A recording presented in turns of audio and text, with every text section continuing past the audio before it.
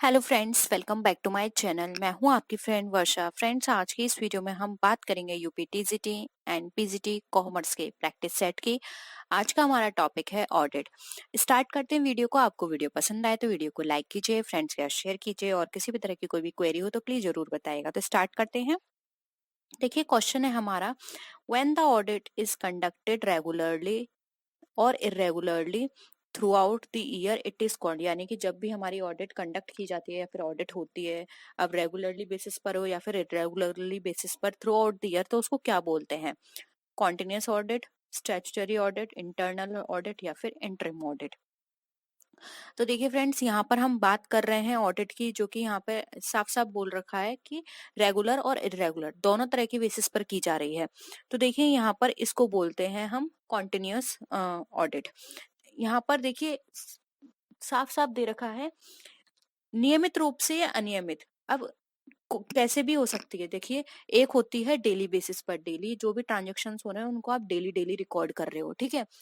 एक तो ये हो गई, और एक हो गई आपकी डेली ना करके आप वीकली मंथली कर रहे हो, लेकिन हो तो आपकी हमेशा के लिए रही है, पूरे साल हो रही है, तो इसलिए इसको कॉन्टिन्यूस ऑडिट बोला गया है।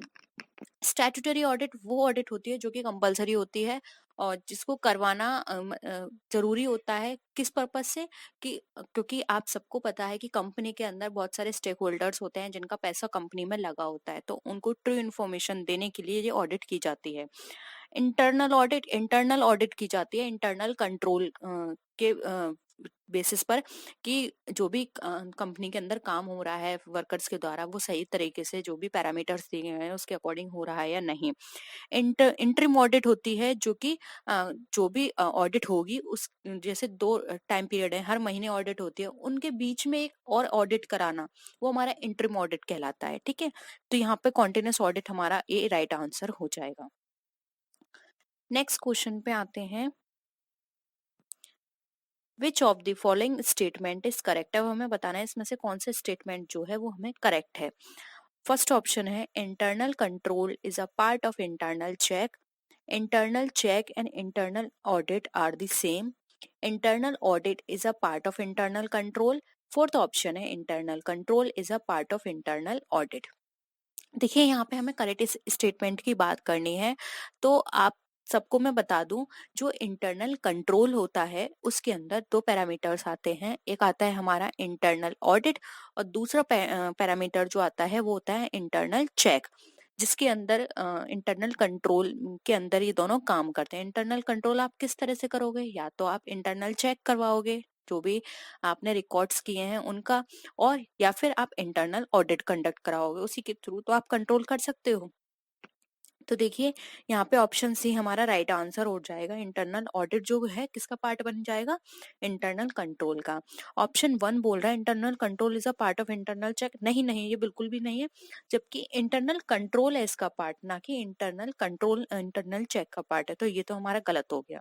सेकंड ऑप्शन बोल रहा है internal check and internal audit are the same.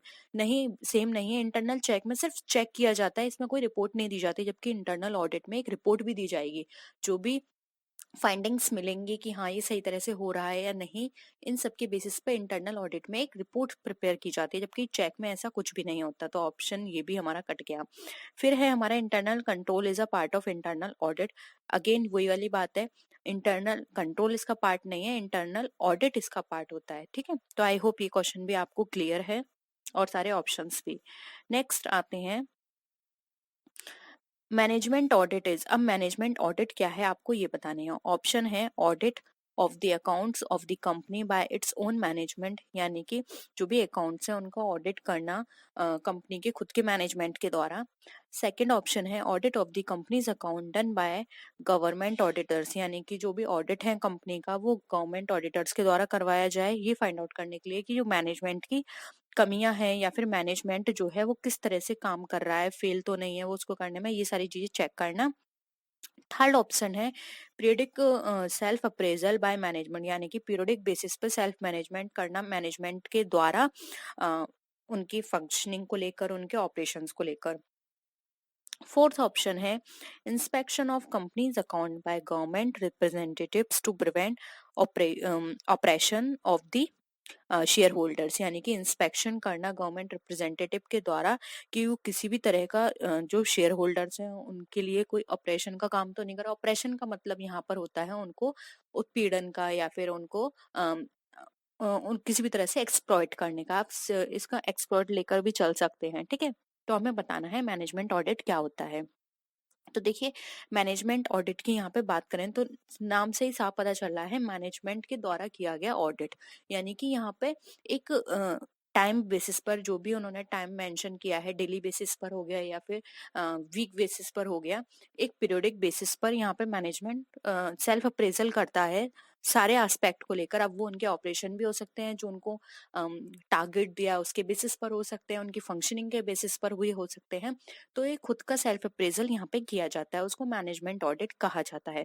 तो ऑप्शन सी यहाँ पे हमारा राइट आंसर हो जाएगा, ठीक है।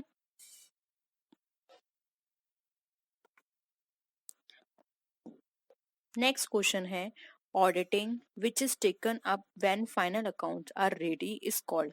अब हमें बताना है ऑडिट जो कि अंतिम खाते के बेसिस पर तैयार किए जाता है वे क्या कहलाती है, periodic audit, continuous audit, interim audit या फिर इर्रेगुलर ऑडिट। देखिए यहाँ पर बात की जा रही है फाइनल अकाउंट रेडी किए जाते हैं जिसके बेसिस पर, ठीक है।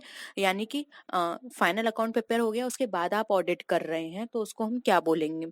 तो देखिए जब फाइनल अकाउंट प्रिपेयर हो जाते हैं उसके बाद जब हम ऑडिट करते हैं तो उसको बोलते हैं पीरियोडिक ऑडिट। क्योंकि पीरियोडिक ऑडिट का मतलब यहाँ पर क्या हो गया, एक इसका समय है जो कि 1 साल बाद ही करनी है, बीच में ये कभी नहीं की जाएगी।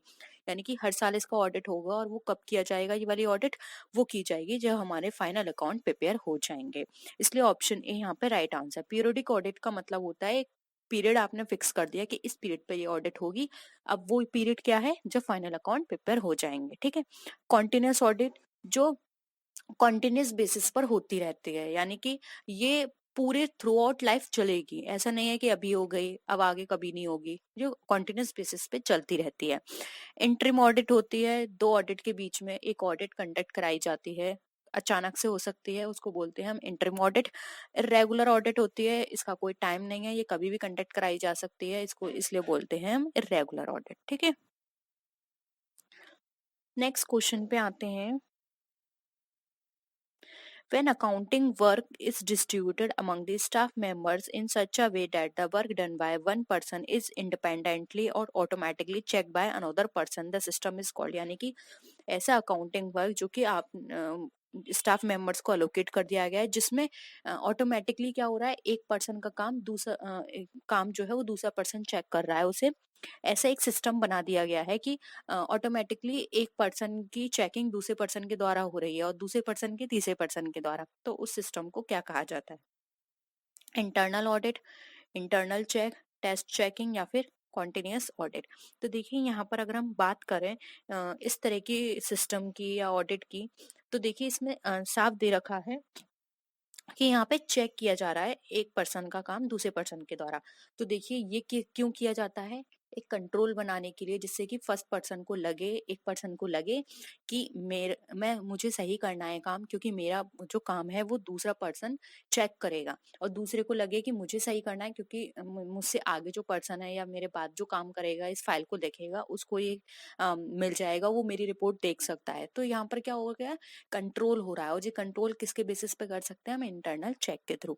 तो यहाँ पे ऑप्शन बी हमारा राइट आंसर हो जाएगा। इसके थ्रू क्या होता है, कंट्रोलिंग भी रही कि अगर आपने किसी पर्सन को कोई टारगेट दिया है तो उसको वो टारगेट करना ही पड़ेगा। अगर वो नहीं करेगा तो दूसरे पर्सन को पता चल जाएगा कि हाँ इसका टारगेट पूरा नहीं हुआ, जिसकी वजह से कंपनी को इसका इतना लॉस हुआ है या फिर ये प्रोडक्ट कंप्लीट नहीं हो पाया, ये टारगेट अचीव नहीं हो पाया। तो यहाँ पर हर किसी को पता रहेगा कि एक दूसरे की रिपोर्ट के बारे में, ठीक है। तो ये कंट्रोलिंग करने के लिए इस तरह का सिस्टम बनाया जाता है। तो इंटरनल चेक इसका राइट आंसर हो जाएगा, ऑप्शन बी। नेक्स्ट आते हैं। देखिए नेक्स्ट क्वेश्चन है, the statutory auditor is duty bound to. अब स्टैट्यूटरी ऑडिटर जो है वो किसके लिए बाउंड है, हमें ये बताना है। ऑप्शंस देख लेते हैं। Review the managerial process and procedures, जो भी मैनेजरियल प्रोसेस और प्रोसीजर्स होते हैं उसको रिव्यू करने के लिए। Prepare the final accounts of the company in accordance with the provision of the company law, यानी कंपनी लॉ के प्रोविजन के अकॉर्डिंग फाइनल अकाउंट प्रिपेयर करने के लिए वो बाउंड है। Submit a report to the members of the company, यानी company के मेंबर्स को रिपोर्ट सबमिट करने के लिए बाउंड है। फोर्थ ऑप्शन है verify physically the various assets of the company, यानी फिजिकली उसको वेरीफाई करना सारी एसेट्स को जो भी कंपनी में काम कर रहे हैं। तो एक कौन सा ऑडिट यहाँ पे पूछा गया है, यहाँ पूछा गया स्टैट्यूटरी ऑडिट किसके लिए बाउंड है, तो आपको स्टैट्यूटरी ऑडिट के बारे में बताना है। देखिए स्टैट्यूटरी ऑडिट का सबसे मेन काम जो होता है वो होता है जो भी ऑडिट वहां पे हो रही है, कंपनी के अंदर ऑडिट की जा रही है, ठीक है, वो काम करने के बाद जो भी उसने काम किया है उससे रिलेटेड एक रिपोर्ट प्रिपेयर करना, और जो कंपनी का जो ओनर है, ठीक है, वो जिसको कंपनी का रियल ओनर कौन कहलाता है, शेयर होल्डर्स, तो उन शेयर होल्डर्स को वो रिपोर्ट देना एक स्टैट्यूटरी ऑडिटर का ये सबसे मेन काम होता है, ठीक है। जो भी उसने काम किया है उसकी रिपोर्ट किसको देना, जो भी कंपनी का हमारा रियल ओनर है यानी कि शेयर होल्डर्स। तो ये यहाँ पर इसका राइट आंसर हो जाएगा। तो ऑप्शन यहाँ पे सी को क्या है हमारा राइट आंसर हो जाएगा। रिव्यू करना मैनेजरियल प्रोसीजर को ये इसका काम नहीं होता है। फाइनल अकाउंट प्रिपेयर करना ये भी इसका काम नहीं है, ये अकाउंटेंट का काम है। वेरीफाई करना ये भी इसका काम नहीं है, ठीक है। इसका काम होता है जो भी इसने काम किया है उसके बेसिस पे रिपोर्ट तैयार करे और कंपनी के मेंबर्स को जो भी शेयर होल्डर्स हैं उनको प्रोवाइड करे, ठीक है। तो ऑप्शन सी यहाँ पे हमारा राइट आंसर है। नेक्स्ट क्वेश्चन पे आते हैं। इंटरनल ऑडिट इज डन, अब जो इंटरनल ऑडिट है वो की जाती है कब, टू हेल्प मैनेजमेंट, मैनेजमेंट को मदद करने के लिए, इन डिक्लेयरिंग डिविडेंड, या फिर टू स्टॉप कैपिटल इरोजन, जो कैपिटल इरोजन होती है हमारी पूंजी क्षरण जिसको बोलते हैं उसको रोकने के लिए, to reduce cost of production, cost of production जो आ रही है उसको रोकने के लिए, to guide in price fixation, जो प्राइस फिक्सेशन है उसमें उनकी मदद करने के लिए कि इतना प्राइस होना चाहिए आपको प्रोडक्ट का, ठीक है। तो हमें इंटरनल ऑडिट में क्या करता है काम, हमें ये बताना है। तो देखिए यहाँ पे इंटरनल ऑडिट की यहाँ पे बात करें तो इंटरनल ऑडिट में क्या होता है कि जो भी कैपिटल का काम है, कैपिटल किस हिसाब से यूज की जा रही है, कैपिटल किस तरह से ज्यादा बेटर वे में हम उसको यूटिलाइज कर सकते हैं, ये काम करना होता है हमारा इंटरनल ऑडिट का। तो यहाँ पर इसका जो राइट आंसर होगा वो होगा टू स्टॉप कैपिटल इरोजन, ठीक है। क्योंकि एक संस्था के जितने भी हिसाब किताब होते हैं उनको समय समय पर कितना सैलरी दी गई है, कर्मचारियों के द्वारा क्या कैसे सारा सिस्टम है करना है, ये सारी चीजें हमारे इंटरनल ऑडिटर देखता है। तो इंटरनल ऑडिट के अंदर ये सारे काम किए जाते हैं। अब बात करें इंटरनल ऑडिट की तो देखिए to help management in declaring dividend, ये फाइनल अकाउंट से हो जाएगा, ठीक है।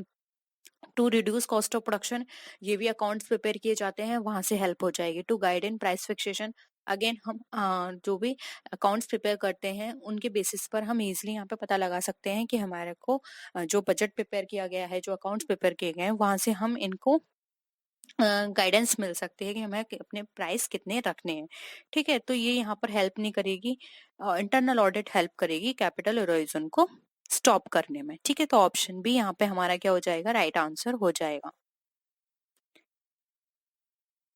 नेक्स्ट क्वेश्चन पे आते हैं। Internal control covers the following, अब देखिए आप मैंने पहले क्वेश्चन में आपको सीधे सीधे जो बताया था वो एग्जैक्ट यहाँ पर अप्लाई होगा।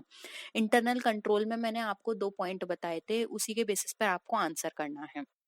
फर्स्ट है statutory audit, internal audit and internal check, internal check and internal audit, internal check, internal audit, statutory audit and physical control of assets. Third option last option है हमारा internal check, internal audit, statutory audit and physical control of assets. तो हमें बताना है internal control के अंदर कौन कौन से 2 एस्पेक्ट कवर होते हैं, या फिर 3 या 4, ठीक है। तो देखिए मैंने आपको स्टार्टिंग में बताया था कि इंटरनल कंट्रोल हम क्यों करते हैं, ये देखने के लिए कि जो भी टारगेट, जो भी ड्यूटीज दी गई हैं वो सही से हो रही हैं या नहीं, जो भी पर्सन कंपनी में काम कर रहा है उसके जो भी जॉब अलोकेट की गई है उसको वो सही से कर रहा है या नहीं, ये देखना होता है, ठीक है। अब ये आप कैसे चेक करेंगे? तो इसको चेक करने के इंटरनल कंट्रोल में 2 एस्पेक्ट थे। फर्स्ट था हमारा इंटरनल चेक एंड सेकंड था हमारा इंटरनल कंट्रोल। इसके बेसिस पर आप कर सकते हैं। बाकी के ऑप्शंस की ज़रूरत नहीं है आपको, सिर्फ इन 2 के बेसिस पर आप ये सारी चीज़ें पता लगा सकते हैं। तो देखिए यहाँ पे ऑप्शन बी में internal check and internal control हमें दे रखा है, सॉरी इंटरनल ऑडिट, जिसके बेसिस पर हम इंटरनल कंट्रोल कर सकते हैं। तो यहाँ पर यही पूछा गया है कि इंटरनल कंट्रोल में क्या-क्या चीजें कवर की गई हैं। तो ये 2 चीजें हैं, internal check and internal audit, जो इसके अंदर कवर किया गया है। स्टैट्यूटरी ऑडिट हमारा इंटरनल काम नहीं होता, ये एक्सटर्नल काम है। मैंने आपको बताया ये इसकी रिपोर्ट किसको जाती है? शेयर होल्डर्स को, जो कि हमारे एक्सटर्नल पार्टी हैं, ठीक है। और इसके अलावा देखिए फिजिकल कंट्रोल ऑफ असेट्स, ये भी हमारा इंटरनल कंट्रोल का काम नहीं है। हमारा इसमें कवर होती हैं सिर्फ 2 चीज, internal check and internal control. क्योंकि internal check and internal audit, जिसमें ये हमारे असेट्स भी यहाँ पे कंट्रोल कर ली जाएगी। जो भी हमारे स्टैट्यूटरी ऑडिट है, ये सारी चीजें ही हमारे हमारी इन 2 चीजों में कवर हो जाएंगी, ठीक है। तो यहाँ पर ऑप्शन बी हमारा राइट आंसर हो जाएगा। नेक्स्ट क्वेश्चन है, internal auditor in a company is appointed by. अब जो इंटरनल ऑडिटर है वो कंपनी में अपॉइंट किया जाता है किसके द्वारा? Share holders, management, central government या फिर द कंपनी लॉ बोर्ड। तो यहाँ पर बात करें इंटरनल ऑडिटर की कंपनी में किसके द्वारा अपॉइंट किया जाते हैं? तो ये अपॉइंट किए जाते हैं इंटरनल ऑडिटर मैनेजमेंट के द्वारा। तो ऑप्शन बी यहाँ पे हमारा राइट आंसर है, ठीक है। नेक्स्ट है, internal auditor is helpful in respect of. Internal auditor जो है वो हेल्पफुल होता है किस रेस्पेक्ट में? इंटेंसिव ऑडिटिंग के हेल्प में के रूप में, लीगल ऑडिटिंग, इंटरनल चेकिंग या फिर preventing the errors and frauds के लिए। तो इंटरनल ऑडिटर की बात करें तो इंटरनल ऑडिटर का काम होता है जो भी कंपनी के अंदर कार्य किए जा रहे हैं, फंक्शंस हो रहे हैं, उन सब की डीप स्टडी करना है, जिससे कि जो भी प्रॉब्लम है उसको इजीली फाइंड आउट किया जा सके, ठीक है। तो इंटरनल ऑडिटर का काम होता है कैसा? इंटेंसिव ऑडिटिंग का, ठीक है। तो ऑप्शन ए यहाँ पे हमारा राइट आंसर हो जाएगा, जिसके अंदर लीगल ऑडिटिंग, इंटरनल चेकिंग और preventing of errors and frauds, ये तीनों पॉइंट हमारे किस में कवर हो जाएंगे? ये हमारे इस पॉइंट में कवर हो जाएंगे। क्योंकि जब डीप स्टडी होगी, डीप ऑडिटिंग होगी, तो ये सारे पॉइंट्स जो हैं वो इसमें कवर होंगे और ये सारे इजीली फाइंड आउट हो जाएंगे। तो ऑप्शन ए यहाँ पे हमारा राइट आंसर हो जाएगा।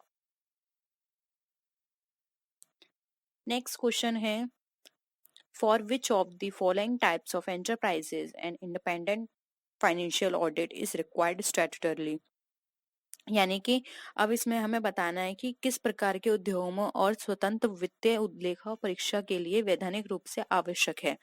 कंपनी में, पार्टनरशिप फॉर्म में, हिंदू अनडिवाइडेड फैमिली या फिर रजिस्टर्ड फॉर्म में। तो यहाँ पर अगर हम बात करें इंडिपेंडेंट फाइनेंशियल ऑडिटर की, ऑडिट की, तो देखिए यहाँ पर अगर हम बात करें तो कंपनीज के अंदर ये रखना अनिवार्य हो जाता है। तो ऑप्शन ए यहाँ पे हमारा राइट आंसर हो जाए। जबकि पार्टनरशिप फॉर्म में डिपेंड करता है मेंबर्स पे, हिंदू अनडिवाइडेड फैमिली में भी उनके मेंबर्स में डिपेंड करता है, और रजिस्टर फॉर्म में भी। जबकि कंपनी में क्यों कंपलसरी होता है? क्योंकि कंपनी में बाहर की पार्टियां भी इन्वॉल्व होती हैं, उनका इन्वेस्टमेंट होता है, इसलिए यहाँ पर एक ऑडिट होना कंपलसरी होता है, ठीक है। तो ऑप्शन ए यहाँ पे हमारा राइट आंसर हो जाएगा। नेक्स्ट क्वेश्चन है, audit at the end of the year is known as. अब जो ऑडिट होती है at the end of the year, उसे क्या कहा जाता है? Periodic audit, standard audit, interim audit या फिर कॉन्टिन्यूअस ऑडिट। तो देखिए यहाँ पर अगर हम ऑडिट की बात करें जो कि eight the end of the year होती है, तो उसको अभी मैंने आपको एक क्वेश्चन में डिस्कस किया था, उसको बोलते हैं पीरियोडिक ऑडिट। तो ऑप्शन ए यहाँ पे हमारा राइट आंसर है। नेक्स्ट है, internal check is a part of. Internal check किसका पार्ट है ये बताना है? Internal audit, internal control, annual audit या फिर स्टैट्यूटरी ऑडिट। अभी अभी मैंने आपको ये समझाया था, ये हमारा इंटरनल कंट्रोल का पार्ट है। तो ऑप्शन बी यहाँ पे हमारा क्या हो जाएगा? राइट आंसर हो जाएगा। नेक्स्ट है, a written plan containing details regarding the conduct of a particular audit is called. अब एक रिटन प्लान है जिसके अंदर सारी डिटेल्स हैं हमारी, किस तरह से कंडक्ट होगी ऑडिट उसके बारे में, उसको क्या कहा जाता है? Audit programme, audit memorandum, audit notebook या फिर नन ऑफ दीज। तो अगर हम ऐसे रिटन प्लान की बात करें तो देखिए इस प्लान जिसके अंदर सारे चीजों के बारे में मेंशन होता है, क्या कैसे करना है, उसको बोला जाता है ऑडिट प्रोग्राम। ठीक है, जिसमें अंकेक्षण से संबंधित सारी चीजें डिटेल में डिस्क्राइब की गई होती हैं, जिसके बेसिस पर उसको सारी अपनी ड्यूटीज करनी होती हैं। तो ऑप्शन ए यहाँ पे हमारा राइट आंसर हो जाएगा, ऑडिट प्रोग्राम। नेक्स्ट क्वेश्चन है, scope of internal audit is determined by. अब जो इंटरनल ऑडिट का जो स्कोप है वो डिटरमाइन किसके द्वारा किया जाता है, share holders, management, provision of companies act 1956 या फिर ऑल ऑफ द अबव। तो देखिए यहाँ पे इंटरनल ऑडिट के स्कोप की बात करें तो इंटरनल ऑडिट का जो स्कोप होता है वो हमारा यहाँ पे निर्धारित किया जाता है मैनेजमेंट के द्वारा, क्योंकि यहाँ पे इंटरनल की बात की जा रही है। तो इंटरनल की सारी एक्टिविटीज कौन देखते हैं, मैनेजमेंट देखता है। तो ऑप्शन बी यहाँ पे हमारा राइट आंसर हो जाएगा। ये मैनेजमेंट का काम होता है कि एक इंटरनल ऑडिट को क्या कैसे चीजें करनी है, उनको कितने रिस्ट्रिक्शंस देने हैं, उनको कितनी पावर देनी है, ये सारा काम हमारे मैनेजमेंट का होता है। तो ऑप्शन बी यहाँ पे हमारा राइट आंसर है। तो ये थे हमारे आज के क्वेश्चंस। आई होप आपको वीडियो पसंद आया होगा। वीडियो पसंद आए तो वीडियो को लाइक कीजिए, फ्रेंड्स के साथ शेयर कीजिए, और किसी भी तरह की कोई भी क्वेरी हो तो प्लीज जरूर बताइएगा। तो नेक्स्ट वीडियो में फिर मिलते हैं आपसे और भी अच्छी वीडियोस के साथ। तब तक के लिए टेक केयर, बाय बाय।